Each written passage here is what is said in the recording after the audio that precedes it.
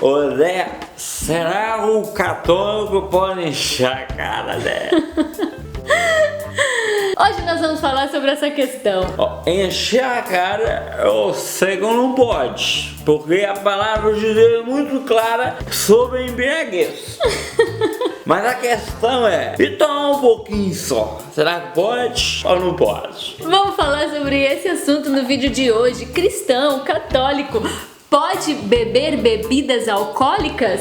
Pode encher a cara, pode tomar um pouquinho, não tem problema. Vamos falar sobre isso. Chicotinho.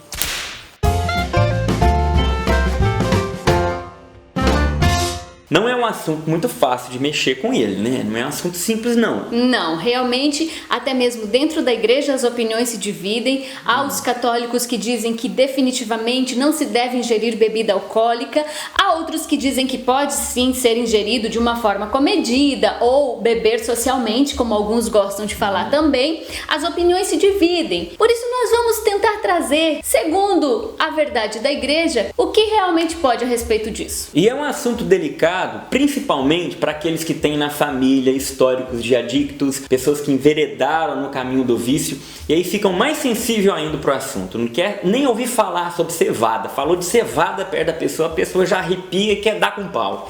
Mas hoje realmente é difícil a família que não tem um caso de uma pessoa que sofre com a doença do alcoolismo, né? Na minha família tem caso, já 2 tios que vieram até mesmo a óbito por causa das questões da bebedeira mesmo, do alcoolismo. Então é muito difícil, em toda a família tem uma pessoa que sofre com essa questão. Por isso a gente vai tratar de forma muito carinhosa e muito delicada essa questão. Bom, então vamos direto ao ponto. Primeiro, a palavra de Deus. Ela tem 117 menções positivas em relação à bebida alcoólica. A palavra faz algumas analogias do vinho como a alegria, analogia com o próprio Espírito Santo. E obviamente quando a gente trata do Novo Testamento, a gente vai perceber o próprio Cristo ingerindo bebida alcoólica. Nas bodas de Caná, por exemplo, em João capítulo 2, Jesus transforma a água em vinho, não em suco de uva. Na última ceia também, em Mateus capítulo 26, Jesus transforma o vinho em sangue. E em outra passagem, em Mateus 11:19, Jesus é acusado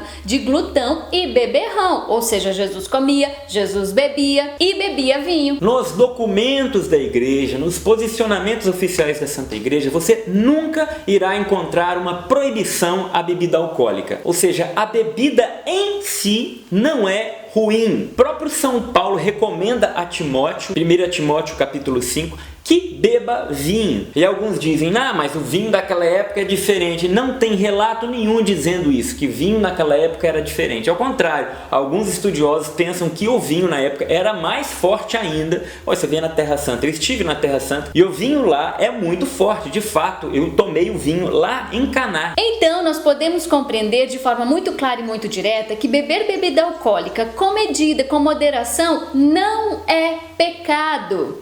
Agora, a questão está nos excessos, e isso, gente, é com tudo que nós fazemos, nos excessos com a internet, nos excessos com a comida, nos excessos com o dinheiro, com o consumismo, com a televisão, com o que for, porque existe uma grande diferença entre eu beber um copo de vinho com os amigos numa refeição e eu chapar o coco, encher a cara, perder o domínio de mim e sair cometendo as piores loucuras. Um post meu no Instagram esses dias deu o que falar, quando eu postei o Papa Bento XVI com a canecona de cerveja. Muitos entraram e comentaram, isso é um absurdo, como você fica incentivando a bebida, muitos não podem beber, isso é um incentivo para que elas caiam no vício, ou para aquelas que se encontram num vício, acham uma boa desculpa para beber. Outros dizendo, meu pai morreu por causa disso, né?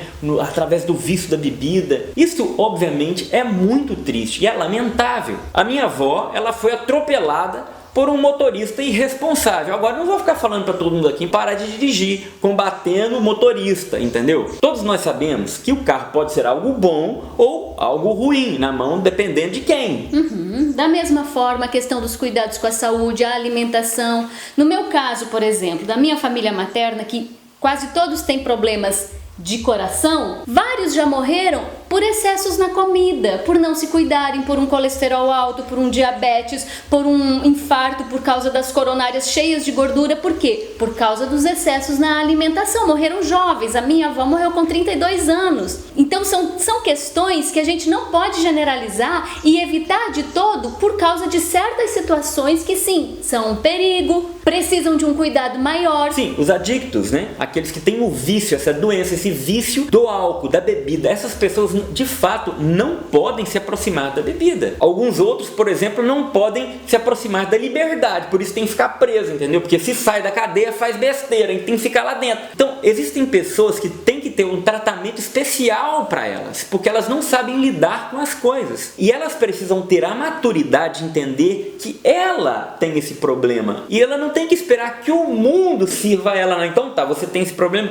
então o mundo todo vai parar para te dar atenção, para te ajudar. Não, a gente vai te ajudar como? Levando para uma casa de recuperação, né? Quando tem festa da família, tem alguém que bebe muito, que não consegue se conter, é viciado na bebida. Então não vamos fazer com bebida. Dá para se divertir com Guaraná, com Coca-Cola, com tanta coisa. Então essas atenções precisam acontecer, de fato. Agora eu não posso pegar tudo, jogar num saco e falar assim, pronto, isso aqui não é cristianismo, ó, bebida alcoólica não é cristianismo. A gente joga fora toda a tradição do Ocidente, por exemplo, onde os monges aperfeiçoaram a própria cerveja. O processo de filtragem da cerveja, por exemplo, foi inventado por Santo Arnaldo. Um santo que aprimorou o processo da cerveja inventando a filtragem. Canonizado, é um homem de Deus que via na bebida algo bom sendo usado com moderação, com medida, com discernimento. Na regra de São Bento dizia, olha, que se tomem o vinho com moderação nas nossas refeições. Mas tem gente que se acha mais católico que de Santo Arnaldo, que os santos padres, do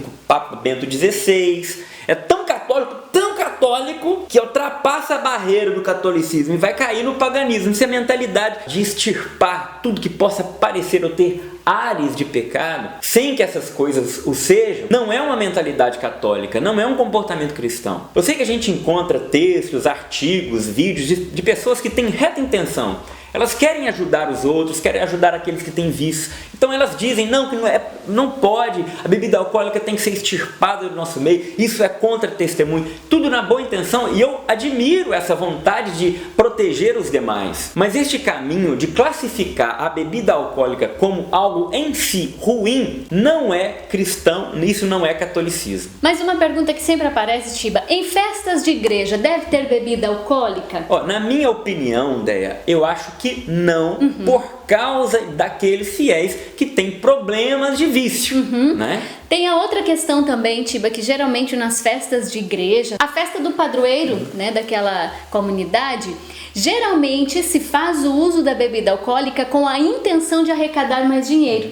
Isso à custa de muitas pessoas indo para casa embriagados, indo para casa bêbados. E não é esse o sentido. O sentido de uma comunidade prosperar, né, no sentido de crescer mesmo, conseguir desenvolver bem para propagar a fé, é com a ajuda e a consciência dos fiéis. Então, a minha opinião também é que realmente nas festas de igreja, as festas paroquiais, não se deve ter bebida alcoólica. Em atenção àqueles mais fracos que não se contêm, ok? Agora, isso não é uma regra também, não. Tem paróquias que ali eles vendem uma cervejinha, um vinho, um quentão, uma coisa assim. E eles percebem que não existe muito problema ali, por ser talvez uma paróquia pequena, uma comunidade pequena. Porque o pároco, às vezes até mesmo como confessor, conhece muito as realidades das famílias.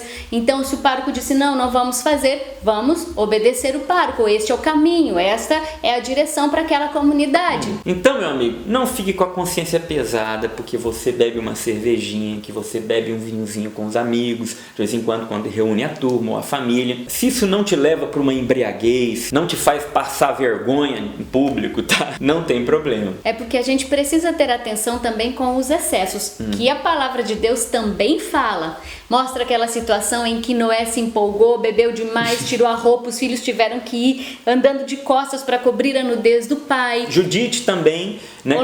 Quando Holofernes também se embriagou, custou a cabeça de Holofernes, né? Perdeu a cabeça por estar bêbado, né? Não conseguia nem discernir o que estava acontecendo ao seu redor. Tobias 4 diz: não beba vinho até embriagar-te. Então por quê? Porque realmente, quando a pessoa se embriaga, ela perde o domínio de si, começa a fazer besteira, o homem começa a dar em cima da mulherzada, começa a passar vergonha, fazer a família passar vergonha, a menina já perde a noção também, né? Já começa a ir mais pro lado da sedução. A gente dá vazão ao que temos de pior quando acontece realmente a embriaguez. Por isso, a medida, o discernimento, a né? moderação. A moderação. Moderação é uma virtude, gente. Saber dominar o seu próprio corpo, dominar as suas vontades. Né? O catecismo vai falar que a paixão, a vontade, ela não é ruim em si. Ela pode se tornar boa ou ruim de acordo com aquilo que eu faço com ela. Com a intenção, né? Isso, com essa intenção. Então, a bebida, ela pode ser algo bom que confraterniza,